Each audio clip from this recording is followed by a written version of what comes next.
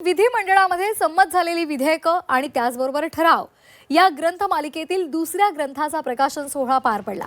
केंद्रीय मंत्री नितीन गडकरी यांच्या हस्ते या ग्रंथाचं प्रकाशन झालं।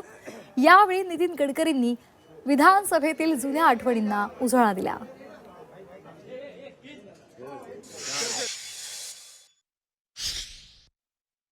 शिक्षण वर्गामध्ये सहभागी झालेले विद्यार्थी मित्र आणि मैत्रिणी,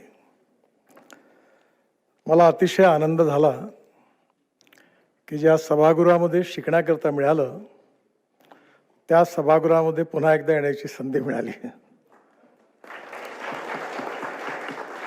विधान परिषदेचं सभागृह हे मी आयुष्यात विसरू शकत नाही, कारण 18 वर्ष जे काही आज मी कमवू शकलो, मिळवू शकलो, तो सगळा अनुभव या सभागृहात मिळाला।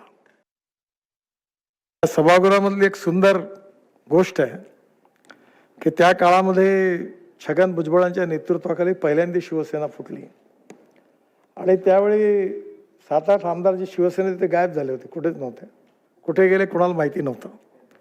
आणि अचानक त्यावेळी सुधाकर नाईक मुख्यमंत्री होते आणि अचानक ते सगळे आमदार या विधानसभेत ते मागच्या दाराने एकदम प्रकट झाले।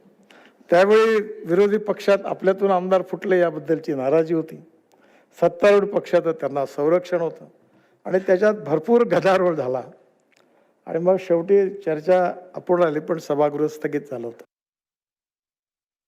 पण एक गोष्ट मात्र महाराष्ट्राची विशेषता आहे आणि तुम्हालाही महाराष्ट्रात राहून कधीच लक्षात येणार नाही। मी जेव्हा लोकसभेमध्ये होतो तेव्हा मनोहर जोशींचा एक सत्कार झाला।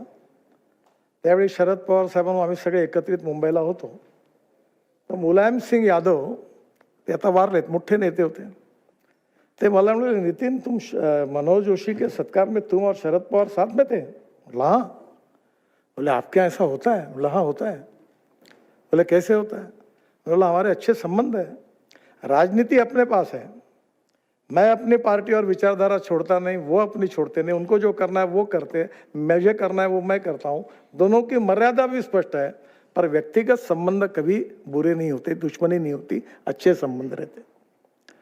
आणि त्यांना याचं आश्चर्य वाटलं आणि म्हणून मला 2 गोष्टी आठवतात की आपल्या महाराष्ट्रातली सगळ्यात मोठी संसदीय परंपरा चांगली होती, ज्याच्यात यशवंतराव चव्हाणांपासून त्यानंतर वसंतदादा पाटील, शरद पवार साहेब आणि सुधाकरराव नाईक आणि मनोहर जोशी या 5ही मुख्यमंत्र्यांच्या काळामध्ये मी बघितलं की विरोधी पक्ष आणि सत्तारूढ पक्षामधले जे संबंध होते ते खऱ्या अर्थाने लोकशाहीत काम करणाऱ्या प्रत्येक आमदाराकरता आदर्श होते। त्या संबंधात कटुता नव्हती कुठेही आणि आजही तशीच चांगली स्थिती आहे।